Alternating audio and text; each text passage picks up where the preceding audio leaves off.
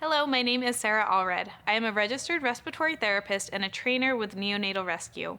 In this video, we will cover the things to consider when making adjustments to the ventilator settings. We will also discuss weaning from the NeoLife ventilator. When available, capillary and arterial blood gases may be used to modify ventilator settings. Blood gases should be drawn and analyzed at 20 to 30 minutes following changes made to the ventilator settings. If the baby's carbon dioxide levels are low, this can be corrected by decreasing the rate of ventilation or decreasing the peak inspiratory pressure or PIP. High carbon dioxide levels may be corrected by increasing the rate of ventilation or increasing the PIP. If the baby's oxygen levels are low, this can be corrected by increasing the PIP, PEEP, inspiratory time, or FiO2. High oxygen levels may be addressed by decreasing the PIP, PEEP, inspiratory time, or FiO2.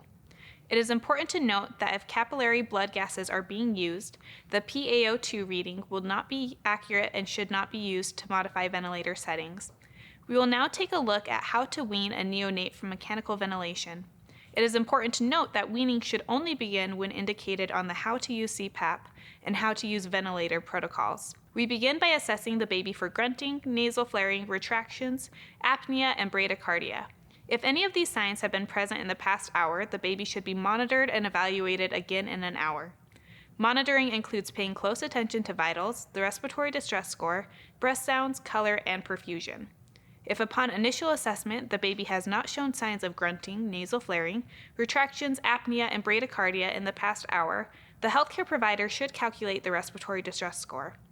If the baby has a respiratory distress score of 3 or more, they should be monitored and reassessed in an hour. If the respiratory distress score is less than 3, weaning may begin as tolerated. Weaning may take place by altering the neonate's PEEP, respiratory rate, or FiO2. When weaning, it is recommended to only change one variable at a time. PEEP may be weaned by decreasing the amount by 1 centimeter water pressure every hour as tolerated, until reaching 5 centimeters water pressure. The respiratory rate may be weaned to a rate of 20 breaths per minute. The FiO2 may be weaned in increments of 1 to 2% until reaching 40%. When these settings have been reached, the baby may be trialed on CPAP with close monitoring. If available, a blood gas sample should be drawn within 20 to 30 minutes following the change. The sample can be used to assess how the baby is tolerating the settings and may help the healthcare provider decide how to improve the current settings. This concludes the information on making ventilator changes using an ABG and weaning recommendations using the NeoLife ventilator. Thank you for your attention. Please contact us if you have any questions. You can reach us by email at training@neonatalrescue.org.